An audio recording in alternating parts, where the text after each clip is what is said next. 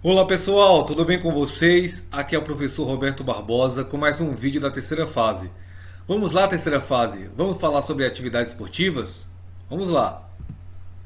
Então, antes de falar sobre atividades esportivas, iremos falar sobre esportes.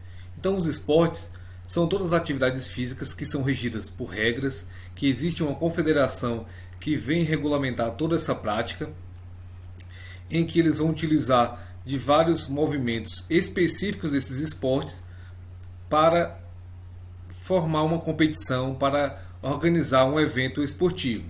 Então, todas as atividades esportivas elas estão estruturadas em determinados esportes diferentes. Então, nós podemos visualizar essas práticas esportivas em atividades de corrida nas ruas, em jogos pré-desportivos, como a própria queimada, que em alguns lugares é regulamentado como um jogo pré-desportivo, em outros é apenas um jogo popular. Nos esportes de campo de invasão, como o jogo do hóquei sobre a grama, o próprio jogo do badminton, futebol, judô, enfim, então vários esportes, várias atividades que podem ser entendidas como atividades esportivas, ou seja, que tem um esporte como ação principal para fazer aqueles movimentos corporais. E como isso foi estruturado, como esse esporte se organizou e de que forma ele chegou. Então, no exemplo que nós temos aí na tela, temos uma evolução de tempos em relação ao futebol e como ele passou do jogo para o esporte. Então, a maioria dos grandes esportes se estruturaram dessa forma.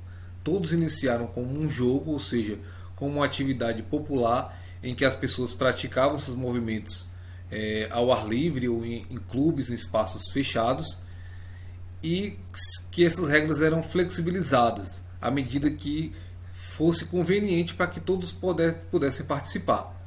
À medida que eles foram se organizando e vendo que essa estruturação pudesse ser um pouco mais ampla e viesse a ser praticada da mesma maneira em outros locais, eles foram estruturando suas regras.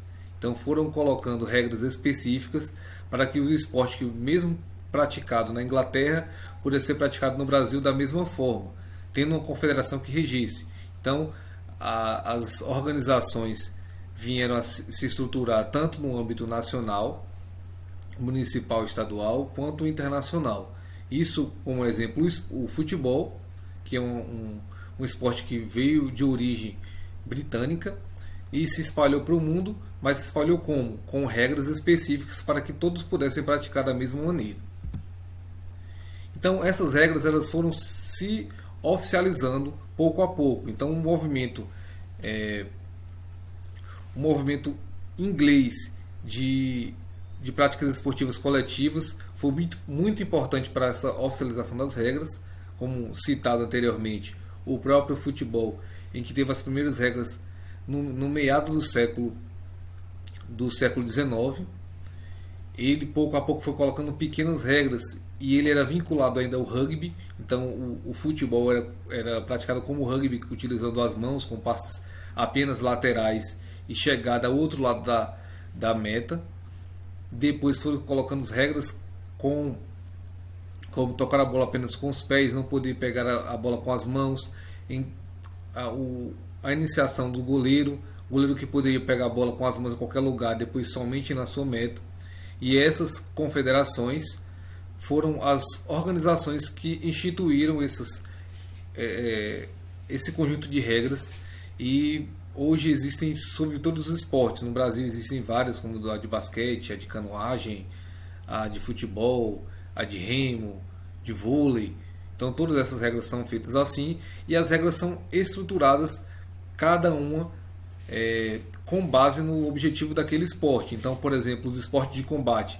Tem esportes que os golpes eles são contabilizados a partir do toque no adversário, outros com exclusão, outros de imobilização, alguns de ser mais intensos ou em locais específicos para os golpes. Esportes individuais eles acabaram tendo também suas regras específicas em relação às marcas, às metas que deveriam ser estabelecidas, os alvos que deveriam ser atingidos. E para que essas regras fossem arbitradas, aconteceram a utilização de árbitros, ou seja, de pessoas que iriam delegar essas regras e estabelecer as punições e os comandos corretos para que o jogo, ou melhor, a prática esportiva pudesse acontecer de forma justa para todos. E esse esporte ou essas atividades esportivas, elas foram pouco a pouco sistematizando, ou seja, os treinamentos eles foram se estabelecendo pouco a pouco.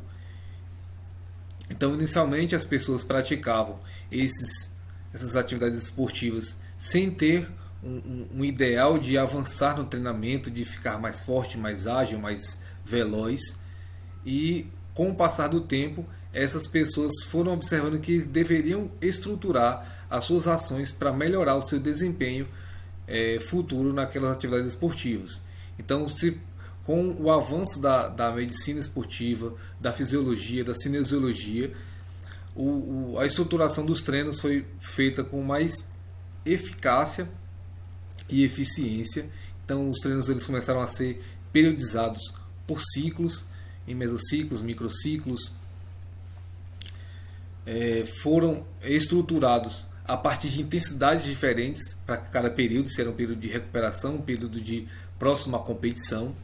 Então essas intensidades elas acabavam sendo moldadas para que fosse feito de uma forma diferente.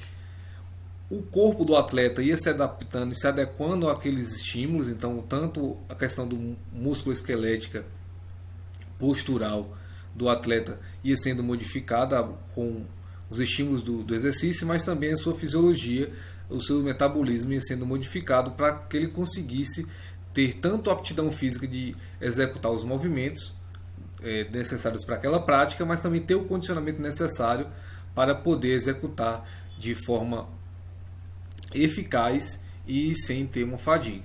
E tudo isso em busca de um desempenho. Então, os atletas, por exemplo, de corrida, eles corriam a uma certa distância, em uma velocidade X, e com o passar do treinamento eles diminuíram as suas distâncias, ou melhor, eles diminuíram o tempo que eles corriam nas distâncias, pois os seus treinamentos fizeram com que toda a sua estruturação corporal, fisiológica e de desempenho viesse a ser modificada, fazendo com que ele pudesse melhorar seus scores e avançar nos treinamentos.